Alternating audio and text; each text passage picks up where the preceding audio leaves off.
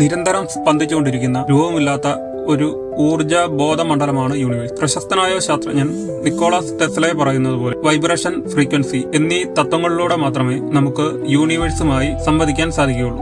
ഈ പ്രപഞ്ചത്തിലെ എല്ലാ വസ്തുക്കളും ഒരു പ്രത്യേക ഫ്രീക്വൻസിയിൽ വൈബ്രേറ്റ് ചെയ്തുകൊണ്ടിരിക്കുന്നു. നമ്മളുടെ ബോധത്തിന്റെ ഫ്രീക്വൻസി യൂണിവേഴ്സിന്റെ ഫ്രീക്വൻസിയുമായി മാച്ചാകുമ്പോൾ മാത്രമേ നമുക്ക് യൂണിവേഴ്സുമായി സംവദിക്കാൻ സാധിക്കുകയുള്ളൂ. നമ്മളെല്ലാം ജീവിക്കുന്നത് 3rd ഡയമെൻഷനിലാണ്. അതായത് നീളം, വീതി, ഉയരം. ഇതുവഴിയാണ് നമ്മൾ വസ്തുക്കളെ തിരിച്ചറിയുന്നത്. ഫ്രീക്വൻസിയെ കുറിച്ച് അറിയാൻ ഞാനൊരു ഉദാഹരണം പറയാം. നമ്മളെല്ലാവരും ഉപയോഗിക്കുന്ന ഒരു ഉപകരണമാണല്ലോ ഫാൻ. അതിന്റെ നോർമൽ ഫ്രീക്വൻസിയിലാണ് നമ്മൾ അതിനെ യഥാർത്ഥ രൂപത്തിൽ തിരിച്ചറിയുന്നത്. ആ ഫാൻ പ്രവർത്തിച്ചു തുടങ്ങും, നമുക്ക് അതിന്റെ നോർമൽ രൂപത്തിൽ കാണാൻ സാധിക്കാതെ വരികയും ചെയ്യുന്നു. പൂർണ്ണമായ സ്പീഡിൽ പ്രവർത്തിക്കുന്ന നമ്മളുടെ ദൃശ്യങ്ങളിൽ നിന്ന് തന്നെ മാഞ്ഞു പോകുന്നതാണ്. കാരണം ആ ഫ്രീക്വൻസി നമ്മുടെ കണ്ണുകൾക്ക് കാണാൻ സാധിക്കുന്നതല്ല.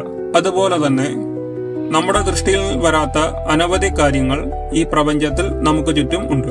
അവയെ നമുക്ക് തിരിച്ചറിയണമെങ്കിൽ നമ്മുടെ ശരീരത്തിന്റെയും ബോധത്തിന്റെയും ഫ്രീക്വൻസി ലെവൽ ഉയർത്തേണ്ടതുണ്ട്. അങ്ങനെ സാധിച്ചവർക്ക് യൂണിവേഴ്സുമായും മറ്റ് എനർജി ഫ്രീക്വൻസികളുമായും ആശയവിനിമയം നടത്താൻ സാധിക്കും. എന്തുകൊണ്ടെന്നാൽ യൂണിവേഴ്സ് എന്നത് ഒരു വൈബ്രേഷൻ ആണെന്ന് പറഞ്ഞിട്ടുണ്ടല്ലോ. അപ്പോൾ നമ്മളടങ്ങുന്ന ജീവഗണങ്ങളെല്ലാം യൂണിവേഴ്സിന്റെ ഭാഗം തന്നെയായിരുന്നു, അതേ സെയിം ഫ്രീക്വൻസി. എന്നാൽ നമ്മൾ ഭൂലോകത്ത് ജന്മമെടുക്കുമ്പോൾ നമ്മളുടെ ഫ്രീക്വൻസിയിൽ മാറ്റം ഉണ്ടാകുന്നു.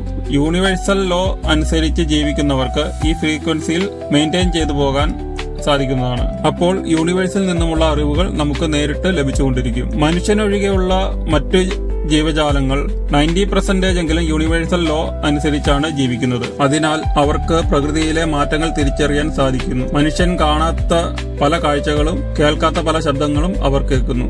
എന്നാൽ ഇതൊന്നും തിരിച്ചറിയാത്ത മനുഷ്യൻ യൂണിവേഴ്സൽ ലോ ലംഘിച്ച് സ്വന്തം ഇഷ്ടപ്രകാരം ജീവിക്കുന്നത് കാരണം അവർ കാർമിക ചക്രങ്ങളിൽ അകപ്പെട്ടു പോകുന്നു. കാർമികത്തിന്റെ അളവ് കൂടുന്നതിനനുസരിച്ച് അവരുടെ ഫ്രീക്വൻസിയിൽ വലിയ മാറ്റം വന്നുകൊണ്ടിരിക്കും. എന്നാണോ മനുഷ്യൻ തന്റെ ധർമ്മം തിരിച്ചറിഞ്ഞ് കാർമിക കടങ്ങൾ ചെയ്തു തീർത്ത് ധർമ്മത്തിന്റെ പാതയിൽ എത്തുന്നത്, അന്ന് മുതൽ അവരുടെ ഫ്രീക്വൻസിയിൽ മാറ്റം വരികയും അവർ യൂണിവേഴ്സിനോട് അടുക്കുകയും ചെയ്യുന്നു.